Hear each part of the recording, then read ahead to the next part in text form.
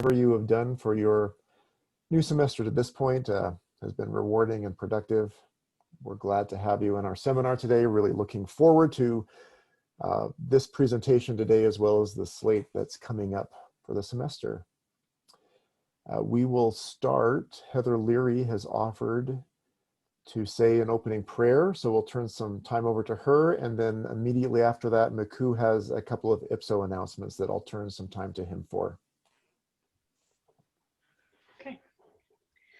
Our Father in heaven, we are so grateful that we can gather together in this seminar, and we're thankful for Dr. Gibbons and his time coming to talk with us and to discuss the work he does. And we're thankful for the many blessings we enjoy. We're thankful that we can be at BYU, and we pray for thy Spirit to be with us and that we can learn and grow. And we say this in the name of Jesus Christ, amen.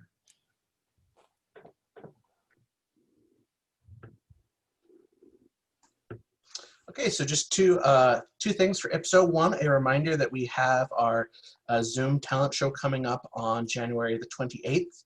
That's 2 weeks from tomorrow at 6 p.m. I'll send out another reminder email about it, but I've sent out a couple so far. If you'd like to do a talent for that, please sign up at the one of the forms that is in those reminder emails. Like I said, I'll send out another one today so you don't have to hunt for your old one.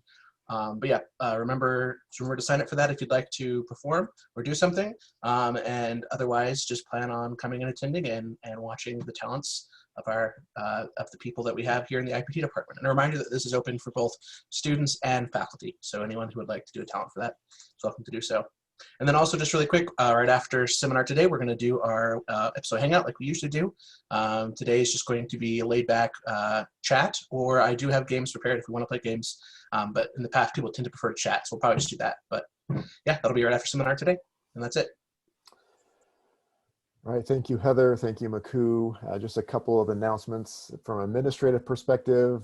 New semester, new you, right? So remember that there are the seminar assignments every week. I encourage you to do those quickly after each seminar. Don't let yourself forget, as well as start planning now for the other assignments like attending a defense, seeing or talking to a student about a project. The after party after seminar that Maku hosts is a great way to talk to students about recent projects that they've completed. So I encourage you to do those things quickly. If you were in seminar last semester, which I think most, if not all of you were, it's the same format, the Canvas course where you'll find everything you need. If you weren't in seminar last semester, since there aren't many of you, just get with me at an individual time and I'll walk you through those requirements, make sure you understand all the things that you're accountable for this semester. I think we are ready to turn the time over to our speaker. I'd like to introduce to you Dr. Andrew Gibbons, Emeritus Professor of Instructional Psychology from our department, former department chair, also former faculty member at Utah State University, a wealth of experience in various industries as an instructional designer. His greatest claim to fame, though, as I'm sure he'll agree, is serving as my dissertation chair 15 years ago, which I'm grateful for, but you can blame him for if you'd like to blame him for that.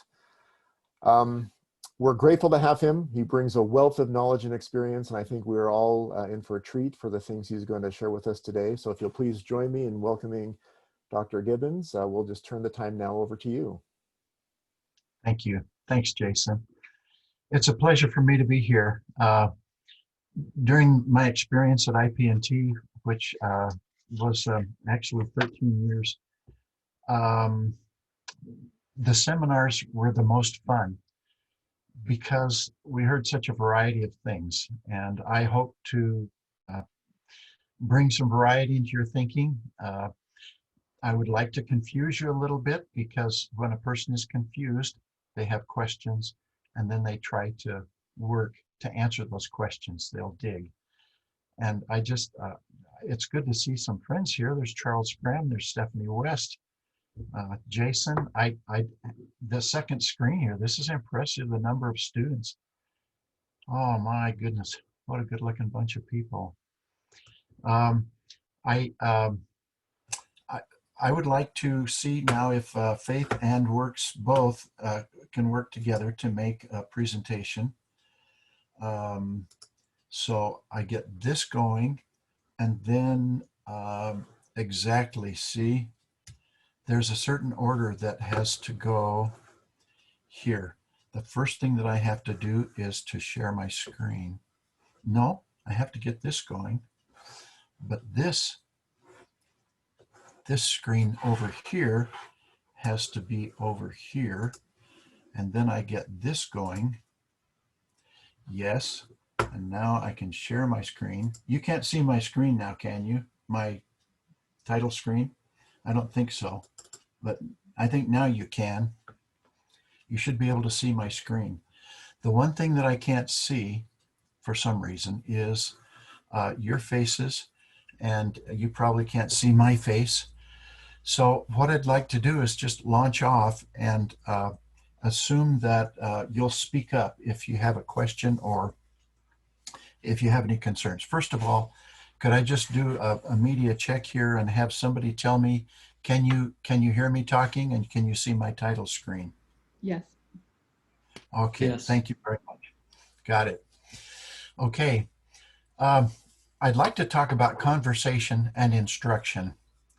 And I'd like to begin with the premise that instruction is a conversational process, that instructional designers can increase the conversationality of their instruction, and that they should do that. The main support that I offer for this assumption is numerous studies that show that person-to-person tutoring is a very effective instructional method, very often surpassing other forms of instruction. So conversation, introducing increasing conversation into instruction, I'm going to say is a good thing. Now, let me get my cursor in the right place. Okay, so I'll start out by offering the idea that a designer's conceptual vocabulary grows over time as reflected by the known stock of design terms that the designer has in mind. These are what I refer to as the designer's personal design languages. You have a certain set of terms that you think in. Back in 2003, just at about the time that I arrived at BYU, I published a paper in Tech Trends talking about 4 different kinds of thinking, 4 different stages of design thinking that designers go through. Most often, new students in instructional technology come in with media-centric thinking. The terms that are a part of their languages at that point are things like pages and sites and manuals, slides, books, screens, apps, products, things they can make because they've seen these things in the media. Over a period of time, a designer tends to change and to notice new things. And so very often what they'll do is segue into what I term message-centric thinking. They say, if I could just explain things better, or if I could just use a better wording of this, if I could just use better graphics and diagrams, if I could use animations and motion and things like that, I could probably be more effective in my instruction. And so they incorporate a new set of terms and some additional terms. Without losing their old terms, they incorporate some new terms into their thinking. Over a period of time, and with exposure to the literature of our field, they tend to migrate into what I call strategy-centric thinking, where a new set of terms appear in their language that have to do with events, instructional events, as things that happen in time, and then sequences or patterns of events, elements that make up events. What is the structure of a strategy? Sequences, modules. This period frequently comes about the time people read Gagne and a lot of the literature in the field about instructional strategy. Reigeluth, Merrill. What happens here is they become more technological in their thinking, more, what do I say, technological? They start to think in terms of different kinds of structures that go into their instructional products. Then I think over time what happens is, and many students emerge into this kind of thinking, which I call model-centric thinking, which is they start to think of the subject matter as a system of knowledge and not just isolated procedures, not just isolated processes or facts, but they see the subject matter as a very rich system of knowledge, and they start questioning what are the interrelationships between different elements of knowledge? Are there different kinds of knowledge? They start thinking in terms of strategy engines that can consistently deliver strategy patterns, and they start thinking about templates for mass production frequently at this time. They also start thinking of the instructional process itself in terms of a model, and they start thinking of models of learning, models of thinking, models of instruction. Now, likewise, as this maturation process is taking place, a designer's view of design itself changes with increased design experience. This impacts what I call the designer's personal theory of designing. Now, you have these theories, and you use these theories. Some people come to see design as a reflective conversation with the problem. Donald Schoen describes this, that you actually try something out, you revise, you try something out again, you revise in terms of the structural parts of the design problem. Or you may come to see design as a progressive placement of constraints. Once I make this design decision, there are certain other design decisions that are not available to me, and so I design within a new design space every time I make a firm decision. And so that process of making decisions, placing constraints, then retreating from that, placing a new set of constraints. There are people who architects in particular, do design this way, think in these terms. Herbert Simon introduced the idea of design as a process of searching for means-end relationships.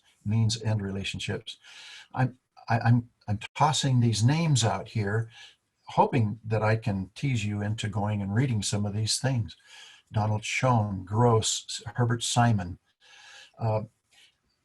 Alexander talked about design as the application or assembly of patterns. Loosely, another architecturally inspired thinker. But he wrote several books about the languages of design and patterns of design as used in design. Paul Bucchiarelli wrote books about the social construction process. That is, that design is a process done by a team, and that through the conversations of designers, they evolve a design, that no one single person holds the whole design in their mind, that different members of this design team hold pieces of the design. Vincenti talks about design as an engineering process. He is an aeronautical engineer. And these people, Michael Schrage about prototyping and iteration as a means of design. Jones as design as a process of tinkering. The application of a process or category system, which is like Bob Branson or Robert Gagne. And finally, design in terms of artifact functions. It's functional design. And this is something that I've written about a great deal, is how you identify the functions of the thing you're designing and then use that as a basis for designing. So there are many different ways in which you're thinking as you're a student at IP&T. You're thinking about what design is and how therefore it impacts your behavior. Your thinking will evolve over time. Now, if any of you are curious about references to these writers, I'd be happy to supply a reading list for you. Okay, my purpose today is to introduce a new design term into your thinking, hopefully, what I call the message or the message unit, to talk about its theoretical basis as a real thing, as a practical reality, to show its practical application, and to describe the benefits of thinking in terms of message design, message layer design. A good way to do this is to define what I think a message is. A message is an intention to communicate. It is abstract and cannot be seen. Representations of messages are visible, but messages themselves are not visible. For example, a simple feedback message has two parts. It has the message that the designer or the instructor intends to convey in all of its variety, and then there is the representation. One part is visible and the other is not. Here's an example of a feedback message. This is very stock. This was from the early days of computer-assisted instruction. You'd see something like this. That answer is incorrect. The correct answer was 15. You may have added instead of subtracting. Would you like to try again? Now, I put the brackets around different parts of this message to show that there are different intentions that are being communicated. One intention is to announce the result of an evaluation of a student's response. One is to expose the correct answer. One is to suggest a possible reason for the mistake. One is to offer an option to respond again. This message is invisible.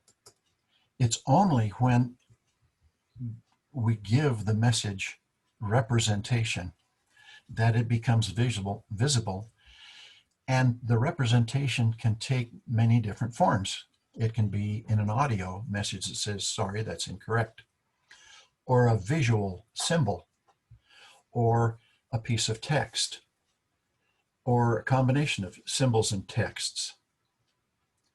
Now, these are really rudimentary. I know that none of you guys would do this kind of stuff, but the point is the separation of the message from its representation.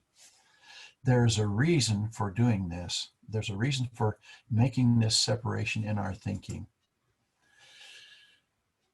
The direction of influence is, or should be, from message to representation. That is, the representation should be generated from the message that is intended to be conveyed. The message is invisible and abstract. The representation is visible. Now, why is it important to make this separation? Because you can see that the representation on the right, which supposedly is motivated by the message and the intention to communicate,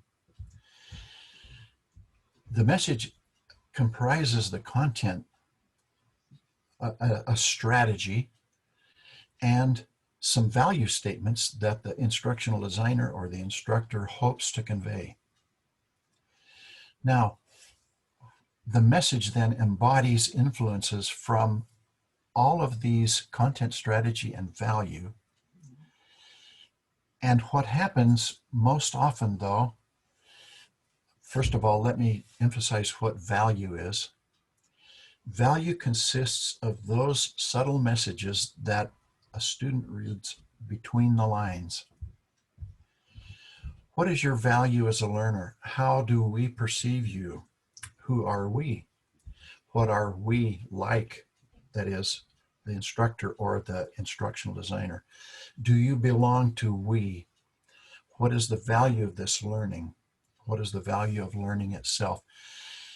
Without realizing it, instructional designers convey these messages, convey answers to these questions, even without intending it. And the trouble is, if we neglect our intention, then whatever we put into our designs become that message. And it becomes unintentional on our part, and we have not given it due consideration. So here's what happens as a result.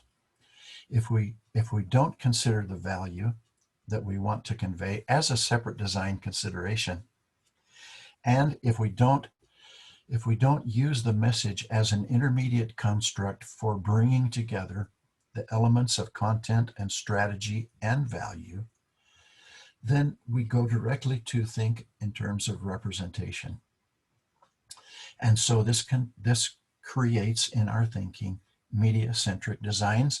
Why? Because media are visible manifestations of a design. So let me bring up a concept now that will seem strange, but it actually gets at this relationship between the message that's intended and the representation that we make. It's called epistemic fidelity. It's a concept introduced by Etienne Wenger, who wrote a landmark book in 1987 called Artificial Intelligence and Tutoring. And he draws the discussion between a representation of knowledge and its meaning, the meaning that is intended. Let me read this. For the purpose of this discussion, let us define a representation of knowledge very broadly as a mapping of knowledge into a physical medium. It is useful to be able to speak about the knowledge that is the source of this mapping, and we will use the adjective epistemic to refer to a disembodied level, that is an abstract level that I've been talking about, an abstract level of the meaning. Whether such an epistemic level really exists in some Platonic sense is not the point here. The claim is rather that the distinction between the epistemic and the representation levels is useful in designing and evaluating models of communicable knowledge. Now, the profession of an instructional designer is to design and evaluate models of communicable knowledge. What Wenger is saying is that the message, the intention, is as much a design concern for the designer as is the representation intended to communicate that intention. Now, omitting the message then is suboptimal. Some things get left out of the design. For instance, interactivity is left out because we are so focused on producing the medium and creating a message, which most often turns out to be a text message, like this one I'm delivering now, duh. Interactivity becomes a secondary consideration rather than a primary consideration in our design. And so does conversationality, and so does adaptivity to the individual learner. Those things get left out of our designs. They become habits that we should have that we are not exercising. Moreover, the planning and expression of value statements is at the mercy of the media designer rather than the instructional designer or the content designer or the strategy designer. The value statements may be variable or conflicting even within one presentation. During one part of the instruction, it can be the designer can assume a very open and warm message to the student, but then when it comes time for a quiz or a test, if the feedback messages are curt and startling, all of a sudden you've got a mixed value message. It's not consistent throughout. Finally, the value in the designer's mind may not be conveyed by the artist and the media producer. And so the designer isn't really participating in that part of the design, but is defaulting it to some media creator. Now, there are many fields that emphasize value in designing. What does my design say to the user of my design? And this is only a partial list. Movie making, of course, is very conscious of the message that it is conveying. That's what movie making is all about. Video making, the same. Architecture. Architects are very, very interested in expressing a set of values about the user, about the person who's going to live in the place, or museums or whatever. Notice any form of experience designer is very conscious of value design. What am I saying to the person who is here or who is using or who is approaching me? Museums, exhibits, marketing, presentations. I would add to that customer support systems are very much involved in the value design. What does it say when you try to lodge a complaint or when you try to get a correction on a piece of software? It doesn't give you a case number. It doesn't remember to call back. It doesn't care if you left, without your problem being resolved. If any of you are interested in seeing a really well-designed support system that considers these values, the Adobe Creative Cloud, if you call them or if you open a chat with them and you leave the chat before things are resolved, they will continue to send you emails saying, we're still here, we'd like to resume the chat if you're interested. Implement design like transportation implements, automotive and aviation. They are very concerned about the experience that you have while you're using their product. So are recreational outlets, venues, facilities, and implements that we use while we're recreating.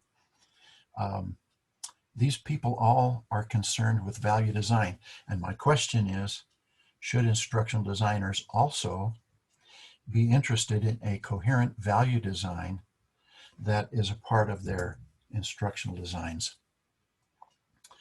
This is Shriver, who gave this quote, is a document designer, wrote a very good book on document design.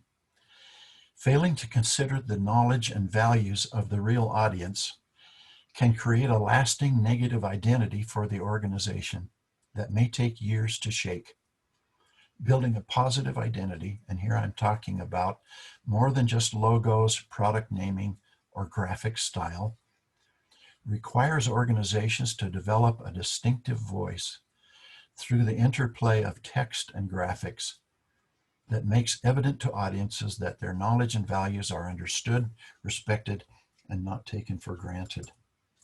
So, why should instructional designers consider message design? I'd like to spend the rest of the time talking about 3 levels at which this is an important thing. First of all, on a historical level, I will show you a few examples that show that design theorists a long way back have been searching for this thing called the message construct as an intermediary of design, but they have not named it. They have not singled it out as a designable thing per se. Second of all, at a theoretical level, conversational instruction, tutorial instruction, highly interactive instruction, and adaptive instruction apply numerous theories, and they are the and this type of instruction is the embodiment of many theories. Conversational instruction respects the often neglected emotion-based aspect of learning, so that very often the instructional designs that we create are closer to medicine than mindfulness.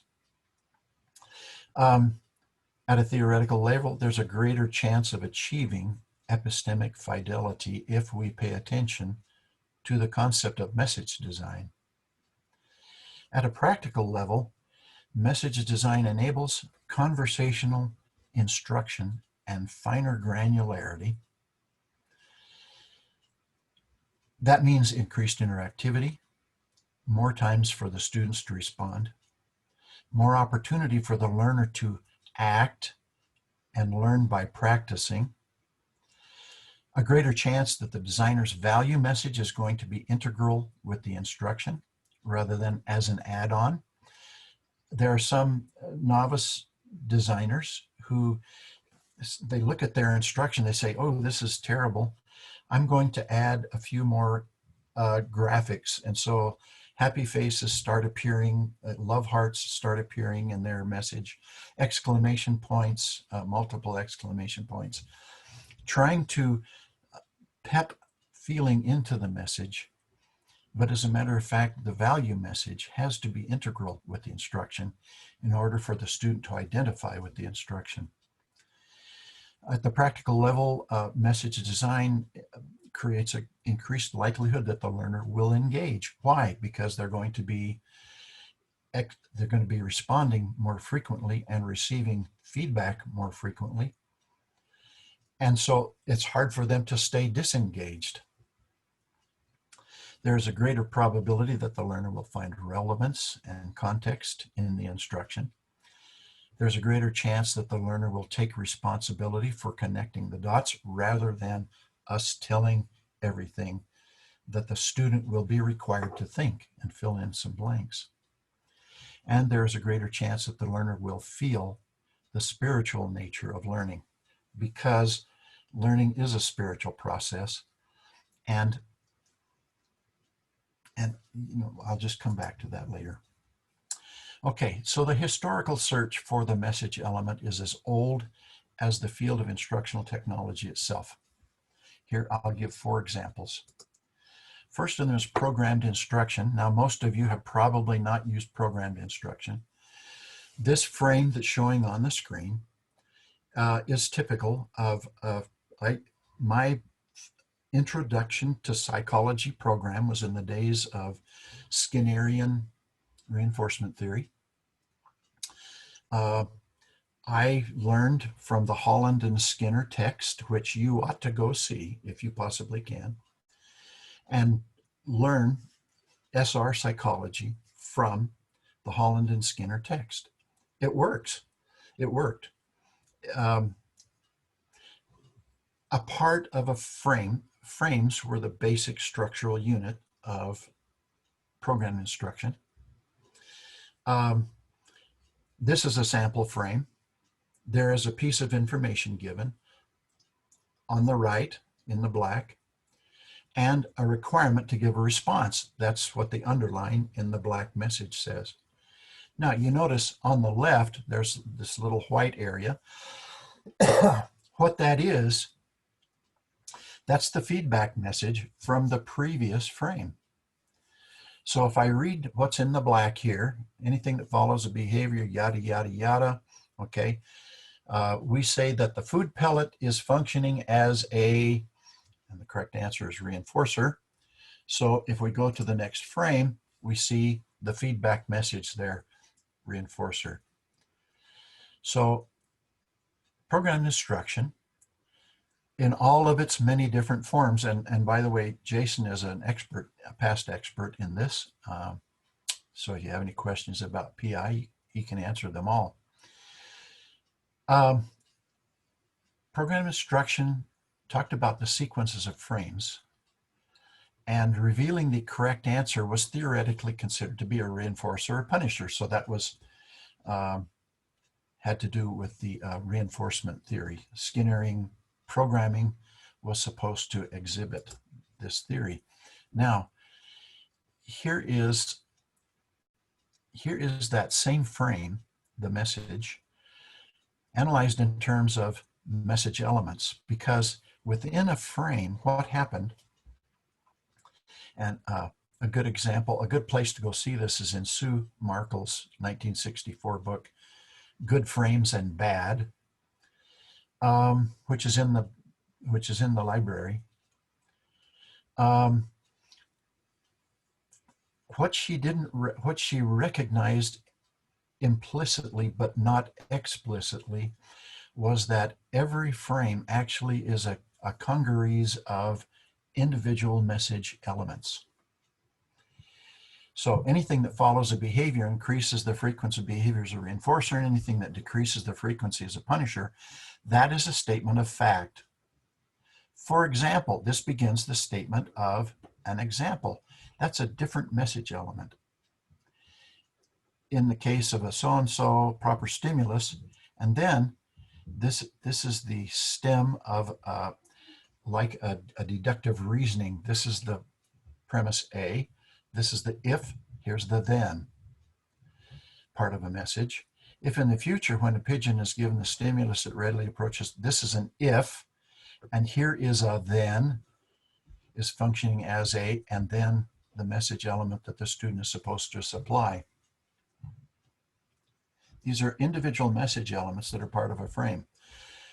What is interesting is that it's like we got to the altar here, but we didn't go all the way to identifying these message elements and their important function. Now, Dave Merrill took up, worked from a base of program instruction and research on concept learning, where he talked about frames, and the ticket system, which was developed at BYU, and there's a case study about it here that myself and Fred O'Neill, who worked on the ticket project,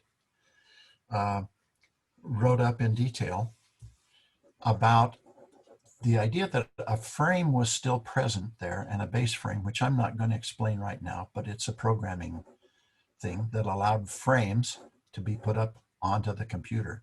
So this is a representation concern. This is a theoretical learning concern. Whoops, excuse me. I wasn't supposed to, there we go. What was the key to the ticket system, and what does that have to do with message? Well, the learner had to be learner controlled. That was a stipulation in the contract. That is, the student had to be able to make choices about how learning was going to proceed. The learning had to be adaptive to the individual learner. And so, taking a clue from his concept research, Dave said that, okay, if there's a concept, then there's a rule or a definition of the concept. And if there is a concept rule expressed, then I can provide an example of that concept, an instance. And if I can do that, then I can ask students to practice by identifying examples and non-examples. Now, what you can see here is that these different kinds of displays that a student could call up were individual message types. What was interesting is the way that these gave students access to a wide variety of individual message types that they could go to. And these arrows represent how, by pressing a single button, they could navigate this structure of different message types. Interestingly enough, each of the message types, in the same way as the programmed instruction frame, had packed many types of message into a single display type. And so once again, the message went undiscriminated, I would say. Now, a third example of people coming up to almost to the point of discovering the message as an important design element, but not getting all the way, was intelligent tutoring. In intelligent tutoring, the message, or in this case, the representation that a student got, was selected by intelligent rules. There were multiple analyses of message element types without calling them that by tutoring system designers. What they were more interested in was the logic and the intelligence factor and how to branch from message to message without analyzing the nature of the message. And so here's an example of an intelligent tutoring rule. If a student explains the value of the dependent variable based on one or more factors that are not necessary, this is all very hard for us to, very abstract, and makes a prediction based on one or more factors that are not necessary, then construct a message that has these kinds of elements in it. But the trouble is, they wrote the rules as a whole and did not say, why am I giving them this piece of information as a part of this message? Here's an example. I'm sure this is very abstract and confusing at this point. So here's an example. If a student erroneously asserts that lots of rainfall is sufficient for growing rice in a place, or incorrectly predicts that a place with heavy rainfall will grow rice because of rainfall alone, then form a message to ask, do you think it is sufficient alone to have heavy rainfall to grow rice? Now, other rules will say if a student correctly asserts that yada, yada, yada, yada, yada, yada, then different message elements would be assembled into a message. Different message elements would be assembled into, call it a mega message or a meta message or whatever you want to. But the important thing is that they had to think about, they needed to be able to think at this level, but never gave it a name of being, this is a message. So a third example, I'm going to breeze through. I'm going to ask you to go read up about CECL. What does it stand for? CSILE. If you type that in, collaborative, computer-supported intentional learning environments. Scartamalian Baryder wrote about this. Basically, this is just a fourth example of exactly what I've been saying. Students go into this problem-solving space, but the problem-solving space doesn't allow them to type in just anything that they want to. It requires them to use certain, what they called scaffolds. That was the term that they chose for it. They could only enter certain kinds of message into this system in a cooperative learning space. So once again, the message element becomes an important structural element of a design. Now, how well does this idea of designing at the message level work with the many theories of learning and instruction that are proposed? There are none of those theories that are listed here for which message design does not work. The message construct, that is the structuring of messages to derive representations, is relevant in all of these, to all of these theories being implemented. As a matter of fact, Here's the point that I would make. It is very difficult to think of designing that does not implicitly have a message structure to it before the representation is created. The problem is that instructional designers are not being taught to recognize that there is a message structure behind the representation structure, and that the representation ought to represent what the message structure is trying to convey, what the intention is of the message. And that encourages instructional designers to consider carefully their message as they design. Okay, now, one of the reasons that it's very important to reemphasize the concept of values is the emotional basis of learning. As educators have long known, it is simply not enough for students to master knowledge and logical reasoning skills in the transient academic sense. They must be able to choose among and recruit these skills and knowledge usefully outside of the structured context of a school or laboratory. Because these choices are grounded in emotion and emotional thought, the physiology of emotion and its consequent process of feeling have enormous repercussions for the way we learn and for the way we consolidate and access knowledge. What's the real message here? Instructional designers have depended for so long on purely technological solutions that they have ignored the emotional basis of learning. Emotion, strong emotion, is what causes us to learn. Strong negative or strong positive emotion is a very strong influence, I will say, on what we learn and how interested we are in it.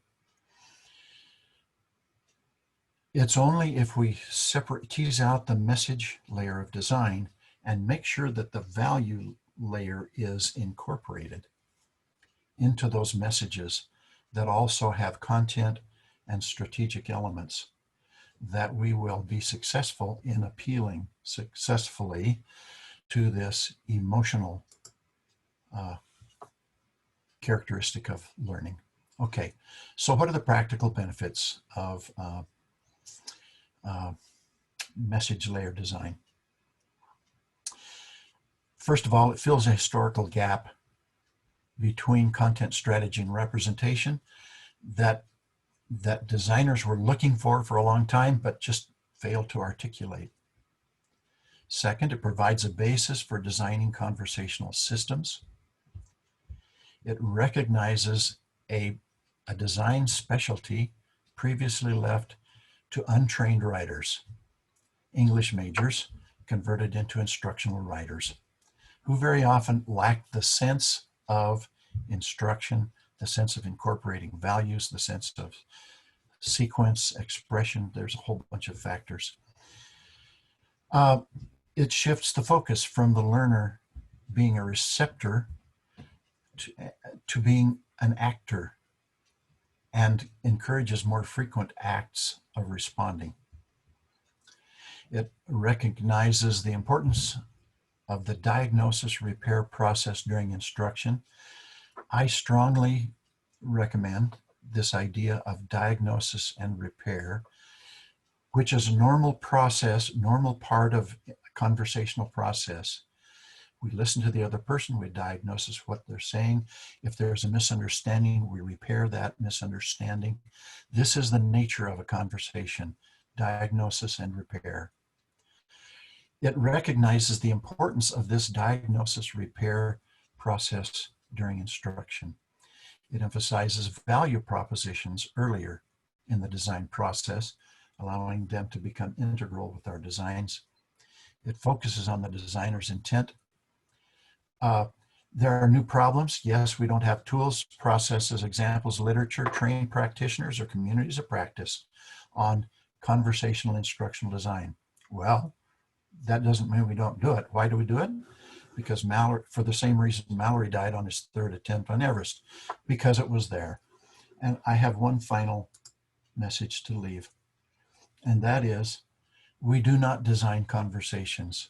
What designers can design is occasions for conversations, the circumstances and environments around conversations, rules or guidelines for the conduct of conversations, the context of actions leading up to conversations, the scaffolding rules to guide and discipline conversational exchanges. Now, a designer can pick topics and create objects and tasks about which conversations can occur, and can pose questions that lead to conversations. And they can even plan in advance skeletal message structures that can be filled with content at the moment of instructions.